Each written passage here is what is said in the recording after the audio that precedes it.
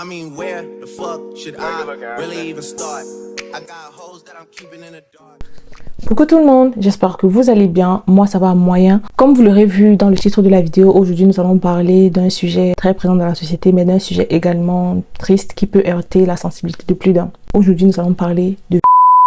Je serais tentée de vous dire que si vous êtes sensible à ce genre de sujet, de swiper la vidéo, de ne pas la regarder, mais ce n'est pas ce que je vais faire parce que je vais vous dire, sensible ou pas, nous sommes tous concernés par ce sujet, par ce fléau. Donc je t'invite, toi qui es tombé sur cette vidéo, à regarder la vidéo jusqu'à la fin, que tu sois sensible ou pas, à relayer pour sensibiliser à ton tour.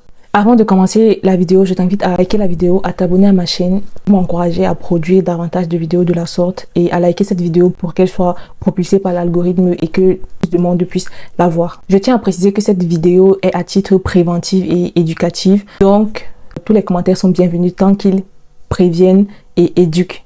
Si vous n'avez pas de critique constructive à faire, je vous prie de vous abstenir à dire tout et n'importe quoi dans les commentaires parce que c'est un sujet très sensible, c'est un sujet qui fait mal, c'est un sujet qui touche, c'est un sujet qui fâche. Pour contextualiser, le est une parmi tant d'autres, lors de laquelle une personne force une autre personne à avoir des rapports sexuels avec elle par le biais de la violence, de la contrainte ou même de la menace. Comment savoir si on a été victime d'un viol? Vraiment, je vais bien contextualiser la chose. Je vais vous donner un exemple. Tu peux être fait par ton copain, par ton mari, par ton fiancé, par ton père, par un membre de ta famille. Du moment où il n'y a pas le consentement, c'est une mise en situation. Tu sors avec ton copain, vous partez au restaurant et vous rentrez le soir. Il veut continuer la soirée. Toi, tu n'en as pas envie. Tu lui fais comprendre clairement que tu ne veux pas. Et aussi, j'aimerais dire, même si tu n'as pas dit non, si déjà tu l'as fait comprendre de quelque façon que ce soit que tu ne voulais pas et qu'il a forcé et qu'il a commencé à te faire du chantage entre guillemets, c'est un peu ça la contrainte, en mode ouais ça veut dire que tu m'aimes pas, ça veut dire que si, ça veut dire que ça, et tu t'es laissé faire, c'est du t'es donné par contrainte en fait. Voilà en gros un exemple de situation. Il y en a plusieurs, je ne peux pas toutes les citer, mais je pense que jusqu'ici vous avez compris. Maintenant, je vais vous donner un peu les conséquences que cet acte a sur les victimes. C'est clair qu'il y en a énormément.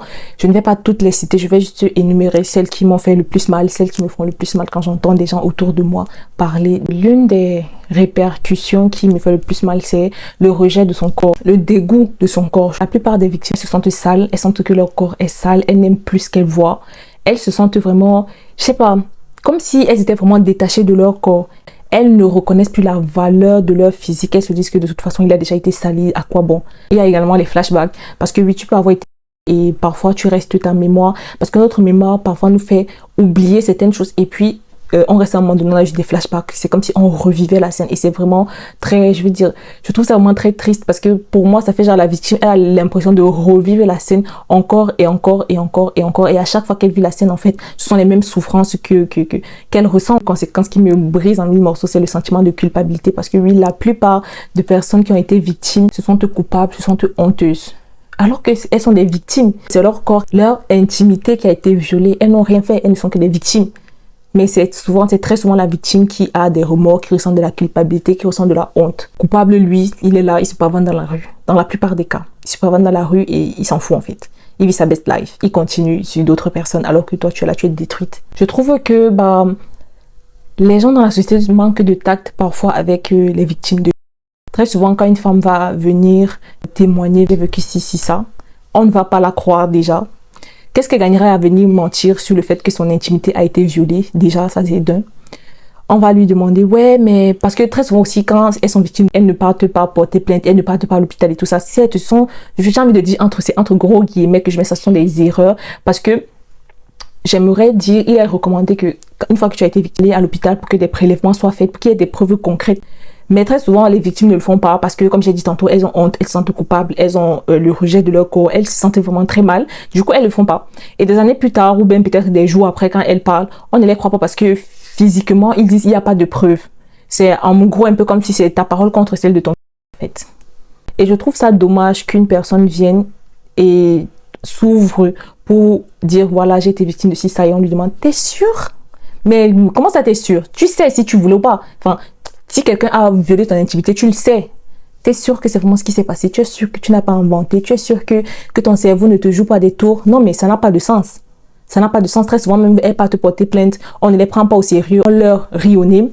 Ou même encore, tu vois des gens dans les commentaires. Ouais, c'est vous qui avez cherché. Comment ça, c'est vous qui avez cherché? Je ne comprends pas. Vraiment, il y a des pensées par rapport au que je ne comprends absolument pas. Je vais prendre un exemple simple. Je pense que tout le monde a entendu parler de cette affaire qui s'est vue au Cameroun. Un certain dénommé Hervé Bobda qui est accusé de viol par beaucoup de femmes et d'hommes également, mineurs comme majeurs, bref. Et j'ai vu la vidéo d'un influenceur qui dit ouais, parce qu'en fait il avait une façon d'opérer vraiment très similaire à chaque fois, c'est-à-dire il amenait ses victimes, la plupart du temps il amenait ses victimes dans un restaurant, après avoir mangé il les ramenait à son appartement où elle se faisait violer. Certains ont raconté dans leur témoignage qu'il leur a obligé à l'accompagner à son appartement. Elles ne sont pas allées à son appartement de leur plein gré. D'autres même, oui, ils sont allés de leur plein gré, mais c'était pas forcément pour avoir des rapports sexuels. Une fois là-bas, il les forçait et oui, quand elle partait, elle disait ouais, j'ai été victime. C'est vrai, si tu n'étais pas d'accord, tu n'étais pas consentante. Et j'ai vu la vidéo d'un influenceur qui disait ouais, mais ces filles-là, quand il les a ramenées au resto, elles étaient bien contentes. Et une fois qu'il les amène à l'appartement, elle vient dire qu'il les a forcées en mode, oui, comme il t'amène au restaurant, c'est obligé que quand tu vas aller dans son appartement, c'est pour finir dans son lit. C'est quelle façon de penser ça? En mode, oui, non, il vous a pas forcé, vous êtes parti de votre plein gré. Je peux être partie de mon plein gré, oui, je suis arrivée là-bas, je voulais passer du bon temps avec lui. Après, j'ai changé d'avis.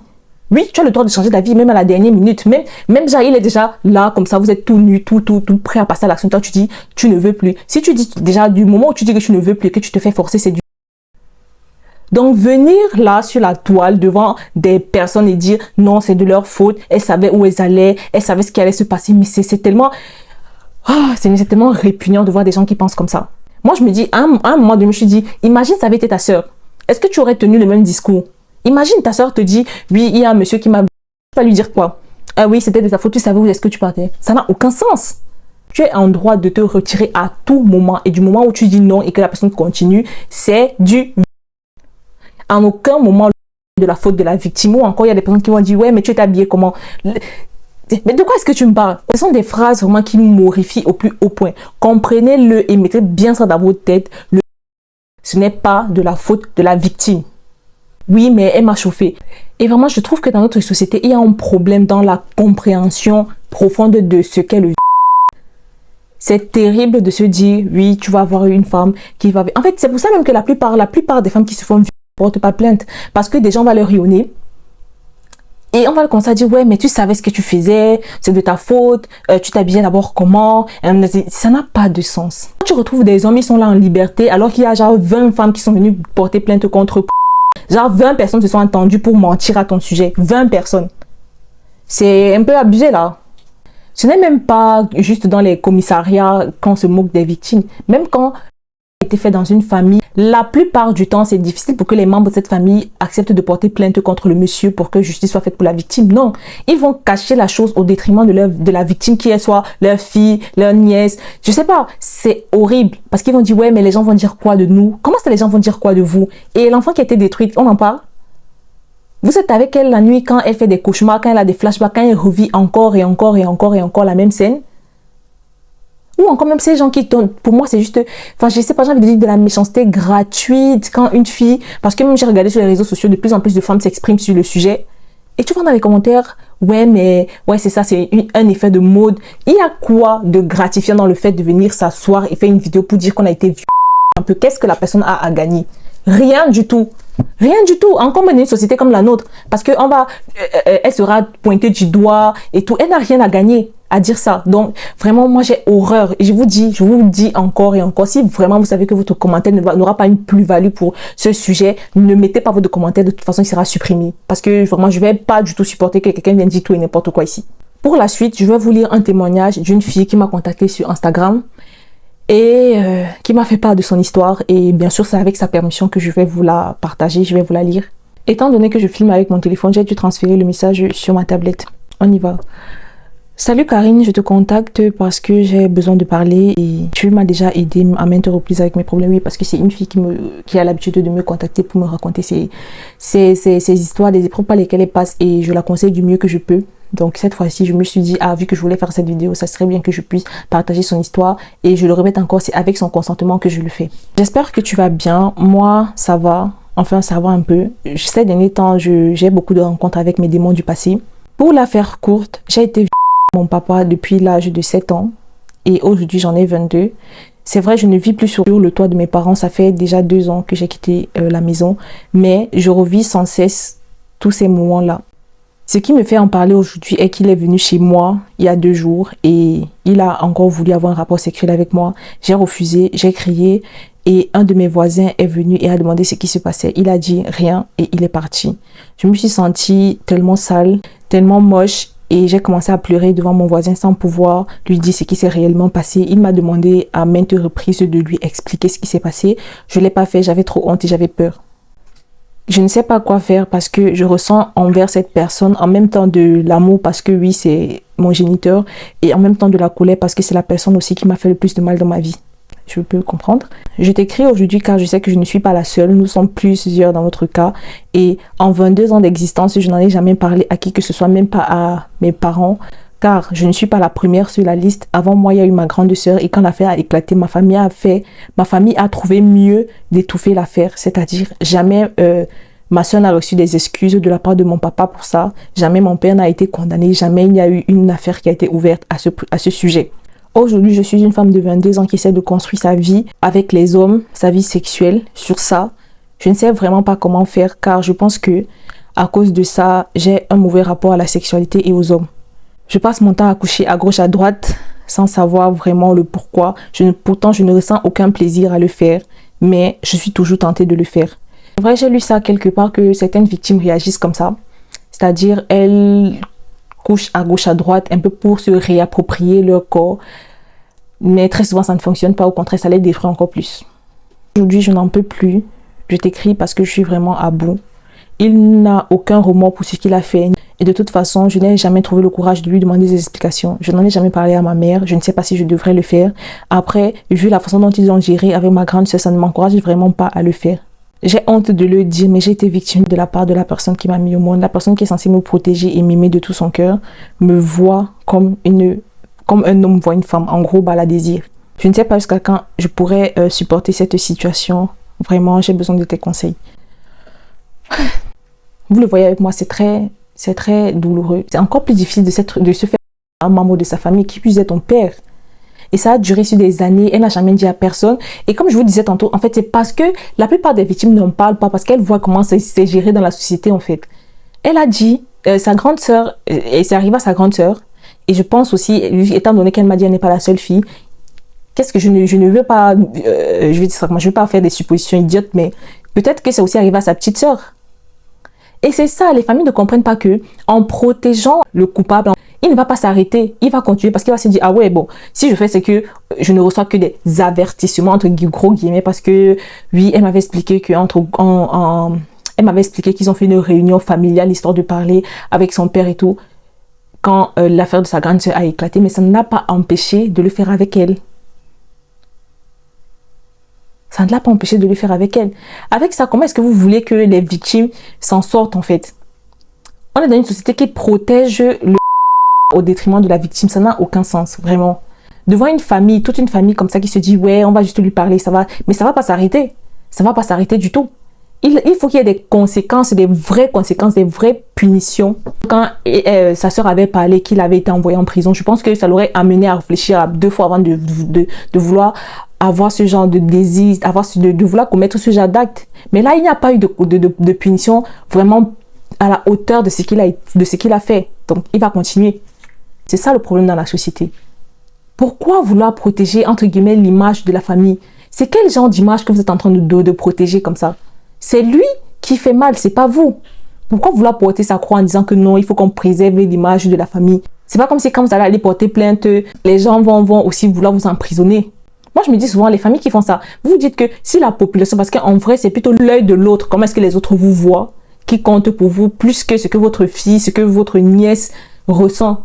Si cette affaire éclate, je ne sais pas, imaginez un jour cette fille décide de parler à cœur ouvert, à visage découvert aussi. Vous pensez maintenant que les gens vont vous voir comment? En héros? J'en doute. Dénoncez les gens qui font des choses comme ça, que ce soit dans les familles ou même dans la société, dénoncez-les. Parce qu'ils ne méritent pas de rester parmi vous, d'avoir accès à tout comme tout le monde. Non. Leur place, c'est derrière les barreaux. Étant donné que nul n'est à l'abri de ce genre de choses, nous ne sommes pas protégés, il y a des détraqués partout. Je vais vous donner quelques tips pour, c'est très dur de dire ça, mais pour éviter de subir ça, de se faire attaquer dans la rue. Mais je tiens encore à le dire, ce n'est pas parce que vous ne faites pas toutes ces choses-là que si ça vous arrive, c'est de votre faute. Ce n'est en aucun cas de votre faute. Tout le monde devrait pouvoir se mouvoir comme il le veut, comme il le souhaite, à l'heure qu'il veut. Nous avons tous le droit à la liberté, nous avons tous le droit de nous sentir libres et en sécurité où que nous soyons dans le monde. Mais il y a toujours des mauvaises graines. Je vais vous donner des tips comment les éviter. Le premier conseil que j'aimerais vous donner, c'est soyez consciente de votre environnement. Je m'explique. Si vous savez que vous êtes dans un environnement où il y a beaucoup d'agressions la nuit et tout, évitez de marcher dans ces lieux-là la nuit, ou encore marchez-y accompagné, ou soyez munis d'un truc pour vous défendre, parce qu'il y a beaucoup de trucs que je vois sur les réseaux sociaux, sur TikTok, Instagram. Il y a des sites qui vendent les petites armes un peu secrètes là pour se défendre, surtout pour les filles. Mais une fois de plus, même les hommes ne sont pas épargnés. Évitez des endroits isolés, évitez de marcher dans des endroits très bizarres la nuit, évitez de marcher seul. Tard dans la nuit, oui, évitez de marcher seul tard dans la nuit. Une autre astuce, c'est partager des informations, c'est-à-dire, je sais pas, si peut-être vous êtes quelque part où vous pensez que bon, c'est peut-être pas très sûr, partagez votre localisation à des amis, à la famille, pour qu'on puisse vous trouver en cas de problème. Toujours informer, si peut-être tu vas sortir pour aller je ne sais où, dis au moins à une personne de ton entourage, à telle heure, je serai à tel endroit, je suis censée rentrer vers telle heure et tout. Enfin, je sais pas, parce que oui, c'est pas seulement dans les couloirs sombres qu'on agresse. Même dans des fêtes, partout en fait, partout. On n'est plus sûr, on n'est plus en sécurité nulle part. Par exemple, pour ceux qui prennent des taxis, vérifiez bien l'identité de votre taximan par exemple, parce que je sais qu'en Europe comme en Afrique, il y a déjà beaucoup d'applications où on peut commander les taxis et tout ça. Mais avant de commander les taxis, vous pouvez vraiment voir le profil du conducteur, tout ça, et relayer ces informations à un proche. Oui, voici, je suis montée dans telle voiture, conduite par telle personne, il vit à tel endroit, il a tel numéro. Je sais pas si vous voyez un peu, pour qu'on soit, en fait, donner le plus d'informations possible pour vous localiser, pour vous trouver en cas de disparition, en cas de problème en fait. Je ne dis pas que ça va forcément arriver, mais c'est toujours mieux de se protéger, c'est toujours mieux d'avoir un coup d'avance. Il faut faire attention avec qui vous sortez. Genre, je pense que dans la vidéo où j'ai dit comment trouver un mec bien, je disais bien regarder, bien étudier la personne en fait. Faire attention à son passé, faire attention aux moindres détails, comment est-ce qu'il se comporte généralement et tout, parce que oui, il peut vous faire ça, même si vous êtes en couple. Cherchez vraiment à creuser la profondeur chez votre partenaire. Genre, comment est-ce qu'il est vraiment? Parce que oui, la plupart du temps, ils vous appâtent avec de l'argent, avec des cadeaux, avec des trucs, mais ils ne vous montrent pas leur vraie personnalité. Et vous, ça vous voilez les yeux avec ça. Oui, il a de l'argent, oui, il m'offre des cadeaux, oui. Mais après quoi? Qui il est vraiment? Il peut briser votre âme et même tout l'argent du monde ne suffira pas pour réparer ce qui a été brisé. À ces personnes qui font ces choses-là, apprenez le consentement. Si une personne, vous voulez avoir un rapport sexuel avec une personne et qu'elle dit non, comprenez le non et tenez-vous-en au fait que la personne a dit non. La personne n'est pas consentante, arrêtez-vous là. Si vous avez un problème, par exemple, je vous invite vraiment à consulter. Si par exemple vous aimez plus, toujours quand la fille dit non, c'est là que ça vous plaît encore plus, ça vous excite encore plus, je vous conseillerais d'aller consulter un psy, déjà pour parler, ça veut dire que vous avez un problème. Les filles comme les mecs, comme j'ai dit tantôt, ça arrive à tout le monde. Qui que vous soyez, faites très attention, prenez toujours des précautions où que vous allez. Ne faites pas confiance à 100% aux gens qui vous entourent, j'ai envie de dire, parce que oui, tu peux aller en boîte avec des potes, tu crois que ce sont tes potes alors qu'ils ont des vues sur toi et ils te glissent la drogue dans ton verre ou que sais-je. Donc faites très attention, vous devez avoir l'esprit éveillé. Faites confiance, mais la confiance n'exclut pas la méfiance. Maintenant, je vais vous dire, selon moi, quel serait le comportement à avoir après avoir été victime d'un viol. Je vous conseillerais de ne pas vous laver, de ne pas prendre de douche. Je sais que c'est difficile à dire parce que très souvent après un viol, vous êtes répugné par votre corps. Mais si vous voulez vraiment que justice soit faite de la façon la plus facile possible, gardez le maximum de preuves. Je sais pas, de l'ADN, je sais pas, griffer la personne pour qu'on ait de l'ADN sur vos ongles. Après le rapport, ne vous lavez pas, allez directement à l'hôpital et racontez ce qui s'est passé. Évitez d'avoir honte et gardez toujours en tête que ce n'est pas de votre faute. Ce n'est pas vous la mauvaise graine, ce n'est pas vous qui avez mal agi. Vous n'êtes qu'une victime. Donc, n'ayez pas honte d'en parler, n'ayez pas honte d'appeler la police, n'ayez pas honte d'aller consulter parce que oui, quand vous allez faire tout ça, on va pouvoir prélever des preuves concrètes pour pouvoir enfermer la personne. Si par exemple, vous avez été victime d'un commissariat pour porter plainte et que le premier policier qui est censé vous prendre en charge, vous yonnez, levez-vous, partez, allez dans notre commissariat, portez même plainte contre ce policier-là qui n'a pas fait son travail. n'abandonnez pas parce que c'est un combat qui n'est absolument pas facile à mener. Voilà, vous allez rencontrer beaucoup de problèmes sur votre route. C'est vrai que ce n'est même pas normal parce que bon, c'est quelque chose de très grave. Mais très souvent, vous rencontrez beaucoup de blocus sur votre chemin. Ne baissez pas les bras. Continuez à vous battre pour avoir justice. Également, n'hésite pas à consulter. Oui. Ça va beaucoup t'aider de consulter, d'en parler pour te faire aider. N'hésitez pas à demander de l'aide autour de vous. Il y a des organismes qui sont là pour vous aider. Il y a des numéros d'urgence que vous pouvez appeler. Il y a tellement de choses qui sont mises en place. Vous devez juste faire le premier pas. Je sais que ce n'est pas facile. Dit comme ça, on dirait que c'est rien. Mais c'est pas facile, je le sais.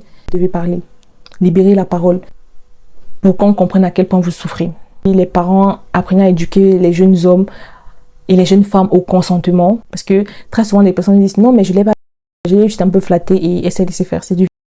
C'est déjà la fin de la vidéo. J'espère qu'elle vous aura plu. J'espère qu'elle vous a appris quelque chose. Moi, vraiment, ça m'a fait plaisir de tourner cette vidéo et de partager ce que je sais avec vous, de vous encourager à vous informer, à vous éduquer, à éduquer votre entourage. Je serais ravie de recevoir d'autres témoignages. Je ne serais pas forcément obligée de venir les partager. On pourra en discuter ensemble. Je ne suis pas une spécialiste, mais je suis une très bonne oreille.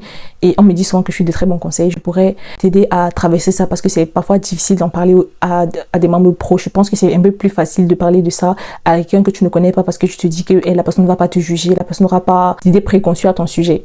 Donc, je suis ouverte à la discussion. N'hésitez pas à laisser vos avis en commentaire, à donner vos conseils, si vous avez des recommandations à faire, si vous avez des associations qui peuvent aider de partout dans le monde, c'est bienvenu. Je vous dis au revoir et à la prochaine pour une nouvelle vidéo. Portez-vous bien. Bisous. I mean, where the fuck should I really even start? I got hoes that I'm keeping in the dark. I got my niggas cross the street.